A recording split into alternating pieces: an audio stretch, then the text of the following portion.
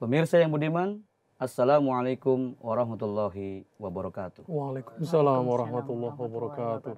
Selamat berjumpa kembali dengan saya, Basuki Ahmad, dalam program Dialog Spesial.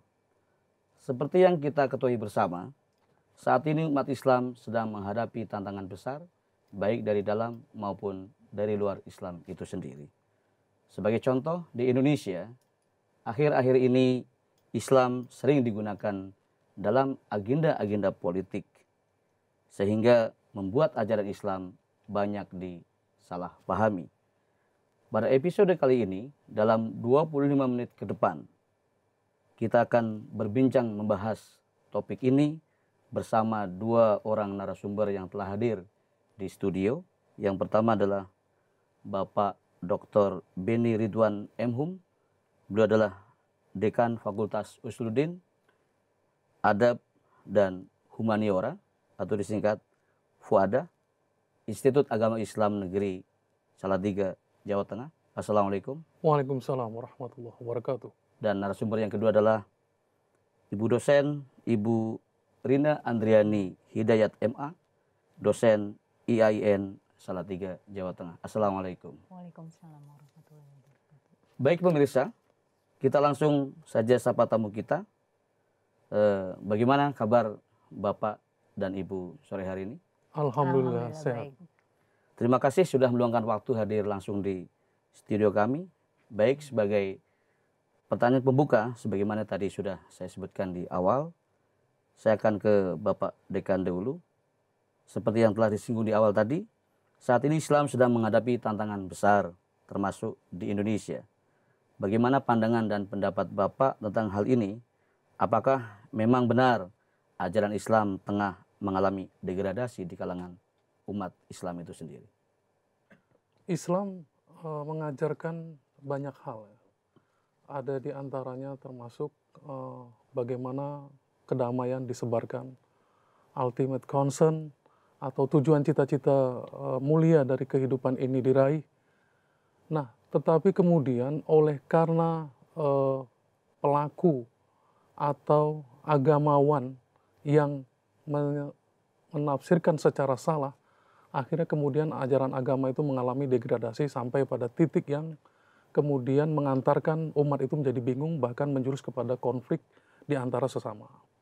Nah, ini menjadi kekhawatiran kita bersama yang harus kemudian kita kembalikan ke track yang benar agar ajaran Islam itu sesuai dengan apa yang diamanatkan oleh Al-Quran dan pesan Rasulullah, rahmatan lil alamin. Saya kira begitu. Jadi bermula dari bagaimana salah penafsiran kalangan ulama, karena memang ulama menjadi narasumber bagi umat. Ya. Nah, kondisi ini juga berakibat besar di kalangan umat Islam itu sendiri, di mana umat Islam mengalami kebingungan karena terdapat kontradiksi di sana-sini, berangkat dari tadi penafsiran-penafsiran yang berkembang, kemudian juga akibat campur aduk antara ajaran Islam dan kadang-kadang kepentingan politik seperti yang tadi saya sebut di awal. Bagaimana pandangan Bapak tentang hal ini, yaitu kaitannya antara Islam dan politik? Dan apa yang perlu kita lakukan dalam meluruskan ajaran Islam yang banyak dipelintir demi kepentingan politik? Tumpang tindihnya ajaran agama yang ditafsirkan oleh pemeluknya, itulah yang kemudian menyebabkan kekisruhan di kalangan umat Islam itu sendiri. Nah, jalan yang terbaik sebenarnya apa yang diamanatkan oleh Al-Quran dalam surat Al-Alaq, Iqra bismi rabbikal ladzi khalaq. Itu investasi yang paling berharga literasi umat Islam. Dengan modal Iqra itu wawasan menjadi terbuka. Dengan Iqra itu bahan bacaan menjadi kaya. Dengan Iqra itu kemudian masyarakat bisa memahami dari berbagai macam aspek dan sudut pandang bahwa ajaran agama itu tidak sempit, kemudian tidak rigid, tetapi bisa dikontekstualisasikan, bisa dipahami secara awam, dan juga bisa memberikan solusi bagi kehidupan masyarakat itu sendiri. Kita harus yakin agama lahir dan untuk kepentingan umat manusia. Nah, disitulah kemudian agama mengajarkan kepada kita betapa pentingnya Iqra sebagai bentuk ibadah kita pertama. Saya kira masyarakat harus dicerdaskan dengan literasi Iqra itu. Percuma kita kemudian sholat, puasa, ibadah, tetapi Iqra-nya sangat minim, bahan bacaannya terbatas. Sehingga kemudian pikiran kita menjadi cupet, jumut, terbatas, dan kemudian menghakimi banyak orang. Saya kira yang pertama itu, literasi. Jadi dengan literasi bisa membuka wawasan, iya, itu. mencerdaskan umat, Iya. sehingga apapun pihak-pihak yang ingin menggiring, menarik keberagaman itu kepada ranah politik, itu mereka bisa paham ya. Karena kaya bacaan itu. Betul. Jadi kalaupun ada pihak-pihak yang seperti tadi, berarti mereka sudah punya pegangan. Jadi tidak dibenarkan, sehingga apa-apa yang terjadi dengan masyarakat atau umat itu bisa tercerdaskan. Betul. Baik, mungkin agak ke Ibu juga, namun ini pertanyaan untuk Bapak dan Ibu. Ini dalam dunia akademisi, bagaimana Bapak dan Ibu menjaga toleransi dan kerukunan beragama pada anak didik Bapak di kampus? Juga bagaimana khususnya peran IAIN Salatiga dalam menjaga keharmonisan dan kerukunan beragama? Mungkin ada dari Bapak Dekan terlebih dahulu. Pertama, kita punya satu pandangan ojo gumunan, kemudian ojo kagetan kepada seluruh mahasiswa kita bahwa mungkin karena audiennya tidak semua berbahasa Jawa, ojo gumunan itu apa itu? Jangan gumun itu jangan terpukau, jangan kaget, karena dunia ini tidak selebar daun kelor. Selama bumi berputar, di situ perbedaan tidak akan pernah pudar. Kita meyakinkan kepada mahasiswa bahwa apapun pemikiran, sepanjang itu punya landasan historis, punya kekuatan akli dan nakli, dia harus bisa dikaji secara terbuka di lembaga kita. Itu yang pertama. Kemudian yang kedua, kita menerima, menyambut siapapun yang datang sebagai tamu yang bisa membagi wawasannya, lita'arofu. Dengan itulah kemudian kita bisa menjadi orang yang bermanfaat. Siapapun dia, apapun yang dikatakan dia, sepanjang itu bisa dipertanggungjawabkan secara akademik, secara ilmiah, itu patut untuk kemudian kita kaji secara mendalam di fakultas kita. Nah, dengan itulah kemudian secara insider, mahasiswa bisa merasakan keberagaman. Begitu juga kemudian kita melakukan program outsider, kita live in, kita visitasi, kunjungan ke berbagai macam rumah ibadah, kemudian kita melakukan kegiatan-kegiatan bersama dengan mungkin berbagai lebih spesifik, artinya tadi tergambarkan bahwa IAIN Salatiga ingin menjadi kampus yang terbuka, betul, dengan semua paham, semua kelompok. Realnya seperti apa? Kita pernah kedatangan dari Bahai, kita undang datang, kemudian dari Yahudi, kita undang datang, kita berdiskusi. Umat Kristiani, Hindu, Buddha, dari Ahmadiyah sendiri, itu kita welcome untuk kita duduk bersama mengkaji berbagai macam persoalan kehidupan, kebangsaan, dan lain sebagainya dari perspektif kita masing-masing. Siapa tahu dari hal-hal itu bisa kemudian memperkaya wawasan kita, sehingga kita tidak sempit, kemudian kita bisa bertukar pikiran, siapa tahu ada kebenaran pada orang lain yang bisa kita pinjam untuk kepentingan kita bersama. Saya mungkin bergeser ke Ibu dosen. Sama dengan pertanyaan tadi, Ibu sebagai praktisi di akademisi di IAIN Salatiga, sebagai dosen apa yang sudah Ibu lakukan di dalam peran tadi menjaga kerukunan, mengajarkan kerukunan, toleransi di tengah-tengah masyarakat, khususnya di kampus IAIN Salatiga? Tentu saja saya meyakinkan juga mahasiswa, terutama mahasiswa Usuluddin ini dengan berbagai macam latar belakang. Nah, berbagai macam latar belakang lingkungan budaya, kemudian agama, itu berpengaruh terhadap cara berpikir mereka. Tapi saya yakinkan bahwa perbedaan apapun itu, jangankan kita dengan non-muslim, bahkan sesama Islam pun, kita memang banyak sekali ada golongan-golongan yang berbeda dengan kita. Tapi perbedaan itu kalau menurut saya itu merupakan sunnatullah. Jadi kalian harus bisa menerima perbedaan, harus bijak menerima perbedaan, asalkan perbedaan itu sama seperti tadi yang dikatakan oleh Bapak Dekan, bahwa selama ada dasar, selama ada landasan, ada pijakan, tentu kita tidak bisa saling menyalahkan atau saling membenarkan apa yang kita yakini. Karena setiap golongan, baik ataupun setiap agama, mereka punya landasannya masing-masing. Jadi kita berusaha untuk lebih toleran menerima keberagaman yang ada di sekitar kita. Mungkin pemikiran semacam ini di tengah-tengah kampus IAIN Salatiga pun mungkin perlu proses.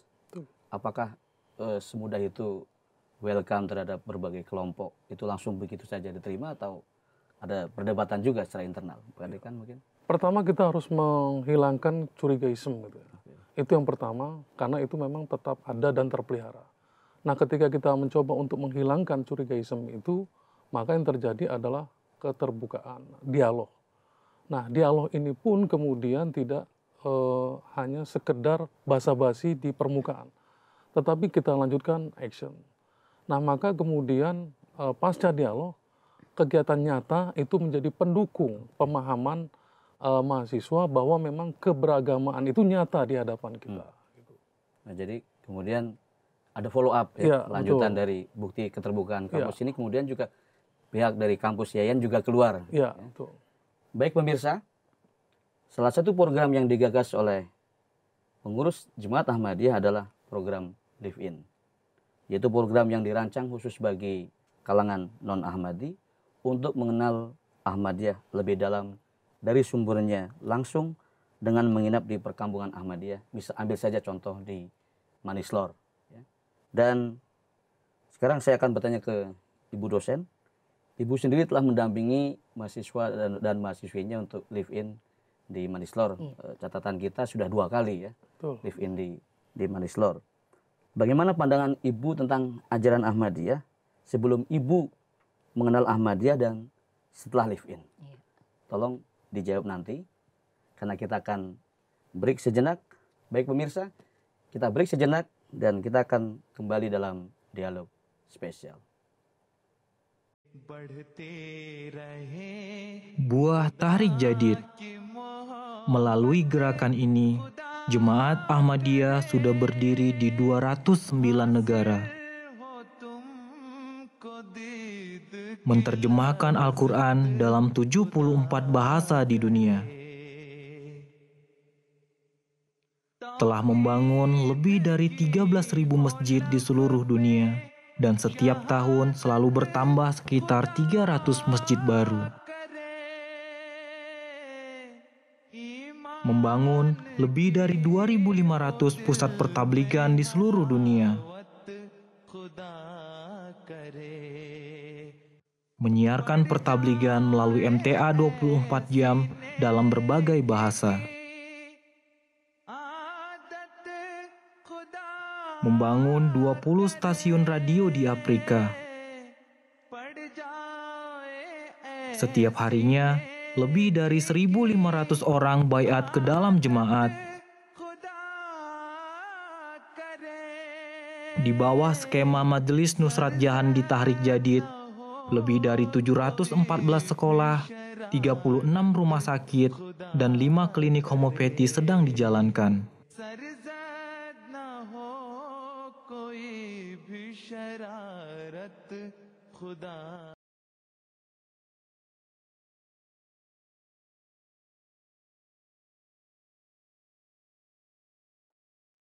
Pemirsa yang budiman, kembali lagi bersama kami dalam program Dialog Spesial. Baik, kita lanjutkan kembali. Sebelumnya tadi saya sudah melontarkan pertanyaan ke Ibu dosen dan kita lanjutkan pertanyaan ini kepada Ibu dosen lagi.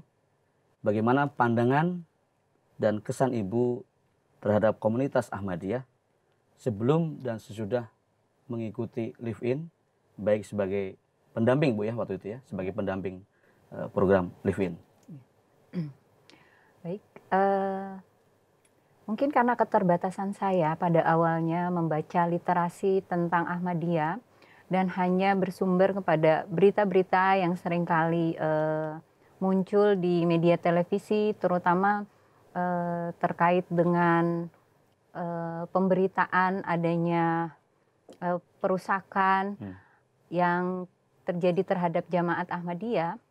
Pada saat itu saya berpikir berita-berita atau isu-isu yang berkembang di luar ini yang mengatakan bahwa Ahmadiyah itu sesat, kemudian mereka mempunyai syahadat yang berbeda, kemudian mereka mempunyai tidak mengakui Nabi Muhammad sebagai Nabi akhir zaman. Nah, itulah yang pada akhirnya yang terekam dalam pikiran saya seperti itu. Akan tetapi ketika saya di lapangan kemarin selama hampir 4 hari. Nah, ketika Ibu mendapatkan tawaran untuk mendampingi mahasiswa-mahasiswi dalam live-in, setelah tadi kan mendapatkan gambaran Ahmadiyah seperti itu. Kemudian bagaimana sikap Ibu? Nah, ada kekhawatiran atau bagaimana? Kekhawatiran ada.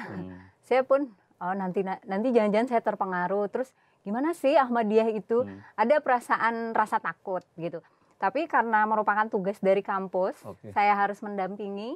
Meskipun saya sempat browsing-browsing, tapi pikiran saya masih belum positif sampai di tempat ya. Sepanjang perjalanan Salatiga Manislor masih berkecamuk. Iya. Kemudian setelah datang ke Manislor, mendampingi mahasiswa-mahasiswi live-in, mendapatkan banyak materi, kemudian apakah berubah atau tidak informasi tadi? Tentu saja berubah, karena sebetulnya kalau saya bilang terlalu dikasih materi dalam artian diskusi, kemudian penjelasan tentang akidah dan lain-lain, itu hanya sebagian kecil dari waktu kami berada di sana gitu. Jadi ada hal-hal yang menggugah saya, meskipun pada akhirnya ketika penjelasan yang paling penting itu terkait dengan masalah akidah, di situ saya, oh ternyata memang dalam bidang akidah ada penafsiran yang berbeda. Tapi terlepas dari itu semua, ada hal yang paling penting yang membuat saya kagum luar biasa ketika melihat bahwa ajaran Islam di pemukiman Ahmadiyah yang selama ini saya pandang, oh ternyata syahadatnya berbeda dan lain-lain, kemudian kehidupan beragamanya mungkin sholatnya beda, bahkan puasanya beda, nggak ada ibadah haji atau apapun atau yang lainnya, ternyata itu terbantahkan semua. Dan saya malah sangat kagum ketika betul-betul merasakan kampung yang sangat islami gitu. Masyarakat ketika waktu sholat datang, mereka baik ibu-ibu maupun sudah jelas kalau bapak-bapak berduyun-duyun datang ke masjid tepat waktu sholat gitu. Baik itu aktivitas tuh langsung ditinggal gitu. Nah kemudian saling menyapa dengan ramah, kemudian bisa memuliakan tamu dengan luar biasa seperti itu pada akhirnya membuka hati saya, membuka pikiran saya. Oh ternyata pandangan orang di luar tentang Ahmadiyah ini sangat salah sekali kalau menurut saya. Jadi makanya kita nggak bisa menghakimi ketika kita tidak mengetahui apa sih sebetulnya Ahmadiyah itu. Nah mungkin bagi sebagian orang penting sekali untuk mengenal lebih dekat dengan Ahmadiyah. Tugas Ibu juga untuk mengkampanyekan ini. Pak Dekan mungkin sudah mendapatkan laporan ya dari baik dosen pendamping maupun mahasiswa-mahasiswi terkait dengan live-in. Mungkin ada saran atau masukan bagi penyelenggara live-in ini, apa yang harus diperbaiki, ditingkatkan sebagainya? Dari live-in yang pertama pada tahun 2015, ada kemajuan ketika kita kemarin mengirim mahasiswa live-in yang kedua. Mereka kita dekatkan lagi kepada realitas kehidupan keberagamaan masyarakat jemaah Ahmadiyah di Manislor. Kemudian mahasiswa kita libatkan juga untuk menggali dan kemudian membuat laporan penelitian agar pemenuhan kompetensi mahasiswa itu bisa didapat dari kehidupan live-in mereka di sana. Karena itu menjadi tolak ukur bagi output mahasiswa kami agar pemahaman keberagamaan dan keberagaman itu menjadi lebih dekat dengan realitas kenyataan. Sehingga kita desain mereka untuk bisa melakukan riset di lapangan walaupun hanya 4 hari atau berapa hari. Nah, ke depan mungkin kita akan melakukan ini dengan durasi waktu yang mungkin bisa lebih lama, bisa di tempat yang sama atau di tempat berbeda, karakteristik dan mungkin struktur kehidupan sosial kemasyarakatan di tempat lain yang banyak jamaah Ahmadiyahnya kita bisa datangi, kita tinggal di sana. 2 kali live-in ini kan IAIN Salatiga mengirim mahasiswinya. Betul. Apakah tidak menutup kemungkinan ke depan misalnya dari kalangan para dosen untuk live-in? Iya. Nah, dosen kita mungkin akan tingkatkan kuantitas jumlahnya ya. Karena kemarin kita hanya batasi 5, mungkin bisa jadi ke depan 10 karena memang stok dosen di kita juga banyak. Nah, sepanjang memang ini kepentingan dan memang tupoksinya dosen yang juga harus meneliti, ya kita welcome untuk mendorong mereka untuk tinggal di sana. Artinya kalau ada tawaran untuk live-in, bagaimana fakultas? Saya selama selama saya menjadi dekan, saya akan kirim mereka ke tempat yang dengan durasi waktu yang hanya 3 hari, apakah kita perpanjang supaya mendekati apa yang menjadi kompetensi dosen. Jadi ingin jangan hanya 3 hari ya. Mudah-mudahan menjadi catatan bagi yang punya gawe ini kan gitu. Saya kembali ke Ibu dosen karena Ibu terakhir live-in terakhir atau yang keduanya mendampingi mahasiswa-mahasiswi. Kemarin untuk pertama kalinya. Berarti yang kedua ya? Iya, yang kedua. Tentu banyak sekali kesan dan pesan, testimoni yang didapatkan atau diperoleh dari para mahasiswa dan mahasiswi yang kami mungkin pemirsa juga ya ingin tahu bagaimana pandangan mereka, adakah kisah-kisah menarik dalam mereka mengikuti program live-in ini dari kalangan mahasiswa dan mahasiswi. Ya. Mahasiswa, terutama mahasiswa dari jurusan IAT, kemudian BSA, selama mengikuti live-in, mereka merasakan kesenangan yang luar biasa, terutama mereka bisa bertukar pikiran, kemudian bisa menambah wawasan, tapi pada akhirnya mereka bilang kayak gini, Bu, kok waktunya tuh sangat sempit sekali, bahkan banyak pertanyaan-pertanyaan kami ini yang belum dijawab gitu. Terkadang dalam durasi diskusi pun pernah sempat meminta perpanjangan, bahkan kita diskusi itu bisa nyampe jam 11 malam. Nah, itu tuh nggak waktunya itu tidak cukup, tetap tidak cukup sampai mau pulang pun masih aja anak-anak tuh masih ada yang bertanya gitu mengenai Ahmadiyah. Kemudian yang perempuan-perempuan juga mahasiswi juga merasakan rasa nyaman, betah gitu dengan keramahan, dengan suasana yang diberikan. Mungkin suasana batinnya kan sama dengan Ibu tadi. Ya. Sebelum mereka datang. Ya, yang mahasiswi sempat mengutarakan ke saya, takut Bu sebetulnya, saya tuh was-was mau ikut ke Kuningan itu, ikut live-in Ahmadiyah itu. Takut kenapa? Ya itu, takut terpengaruh katanya tuh. Padahal kan acara ini bukan untuk mendoktrin atau mengajak ya, tapi memberikan pemahaman terhadap mahasiswa gitu. Dan yang saya peroleh, mahasiswa tuh pada akhirnya mereka berempati, Pak. Berempati terhadap Ahmadiyah itu sendiri. Bahwa pertama, perbedaan itu memang wajar dengan berbagai macam tafsir, oke, silakan. Tapi ketika melihat kehidupan keagamaan mereka yang betul-betul mereka menjalankan syariat Islam itu dilaksanakan sedemikian rupa, bahkan Pak Tris bilang dalam istilah salah satu dosen kami kemarin yang mendampingi ketua rombongan itu membumikan ajaran Islam gitu. Nah, kami merasakan jemaah Ahmadiyah ini ya betul-betul menjalankan syariat Islam dan anak-anak itu tergugah. Lah dengan seperti itu kok masih ada gitu banyak orang yang memusuhi. Nah, kemudian saya bilang, berarti itu sekarang tugas kamu. Jangan sampai pengetahuan ini, pengalaman ini cukup berhenti di kamu, di mahasiswi atau mahasiswa, tapi kamu harus bisa menyampaikan pesan-pesan ini sama orang lain juga gitu. Agar mereka pun tergugah gitu, agar mereka pun terbuka wawasannya. Jadi mereka lebih mengenal tentang Ahmadiyah. Kemudian ya durasi waktu yang diperpanjang, jadi 3 hari atau 4 hari itu dirasa kurang ya? Kurang gitu. Seminggu mungkin? Boleh ditambah mungkin. Nah itu dan kebanyakan mereka ingin merasakan lagi live in di tempat yang berbeda. Dari sisi materi mungkin? Ada kesan-pesan dari mahasiswa? Dari materi mereka menganggap ya syahadatnya sama kita, nabinya sama, kemudian tapi mungkin ada beberapa tafsir yang berbeda. Ya.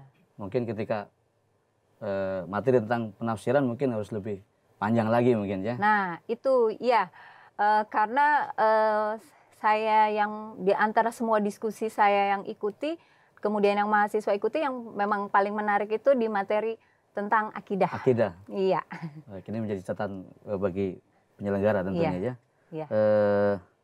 Ini menarik sekali ya, dari Live In, IAIN Salatiga sudah mengirimkan pesertanya 2 kali, ini luar biasa, dan kami juga sangat mengucapkan terima kasih.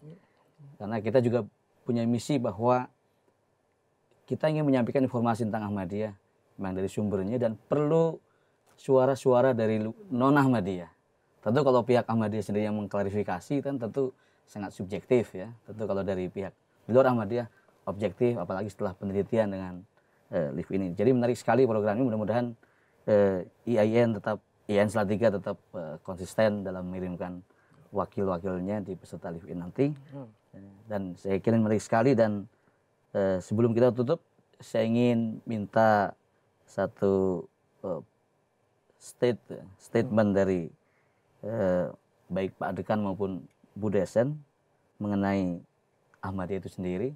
Jadi Ahmadiyah dalam satu kalimat, apa yang Bapak rasakan atau lihat?